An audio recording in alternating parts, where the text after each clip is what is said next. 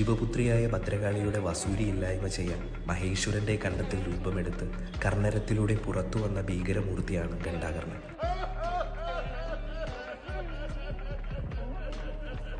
ചുറ്റും 16 കത്തുന്ന പന്തങ്ങളും വളരെ ഉയരമുള്ള മുടിയുമായാണ് നൃത്തം. ആളിക്കത്തുന്ന പന്തങ്ങൾക്കിടയിൽ നീളമുള്ള മുടിയും ധരിച്ച് ഈ തെയ്യം ശിവന്റെ ഭൂതഗണത്തിലൊരാളാണ്.